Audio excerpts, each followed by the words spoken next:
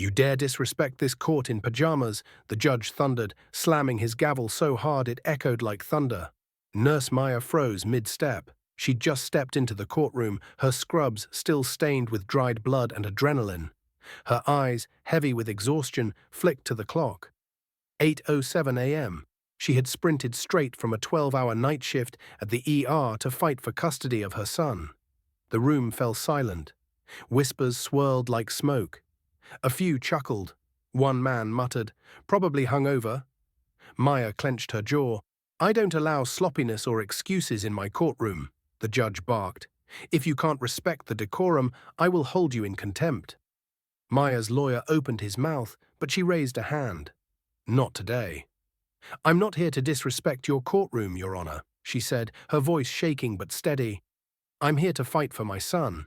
And these," she looked down at her wrinkled blue scrubs, "these saved a life less than an hour ago."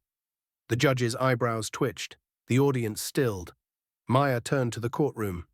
"I didn't have time to shower or change. There was a 6-year-old boy brought in with a collapsed lung. No parents, just fear in his eyes. We worked on him for hours. I missed the end of my shift. I missed sleep. I missed changing. But I wasn't going to miss this." She gestured to the defense table. Her ex-husband sat smug, arms crossed, a pristine suit hugging his frame. "He says I'm unfit," she continued, "that I'm never there, that I'm always at work. He forgets to mention that work means delivering babies, stopping strokes, comforting the dying. That my absence means other people's children get to live." A tear slipped down her cheek. "I don't get to clock out when things get hard. I show up, even when it's messy, even when it's thankless. And I'll show up for my son the same way, every single." Timer Russell moved through the room. The judge leaned back, lips pressed thin. Then came the silence, not heavy, reverent. Maya's mind flicked to the moment that changed everything. 2 years ago, her son Jacob had watched his father drive away.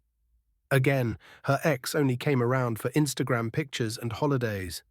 Maya had raised Jacob alone since he was 2, worked night shifts to pay for his asthma meds, missed birthdays to cover hospital staffing gaps.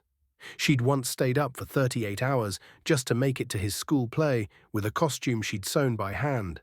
She never complained, until now. Back in the courtroom, her ex's lawyer rose, attempting to object, but the judge lifted a hand. "Ms. Patel," he said slowly, "I scolded you without understanding your circumstance. That was my error." The judge stood. This court doesn't often pause to acknowledge the humanity behind the case file, but today it will, because what you wore into this room might be the most honorable attire we've seen in a long time. He looked at the courtroom. "Let the record show. This woman is not unfit. She is extraordinary." A beat, then another. The room erupted. Applause thundered. People rose to their feet. Even the bailiff clapped, something he probably hadn't done in a decade. Maya covered her face, overwhelmed. "I am awarding primary custody to Ms. Patel," the judge declared, "because if that boy grows up to be half the fighter his mother is, this world will be lucky."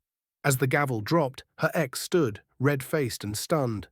Maya turned, eyes brimming, heart pounding. Her son ran into her arms the moment she stepped out. "Did we win, Mama?" She smiled, kneeling. "We always win, baby, because we never give up."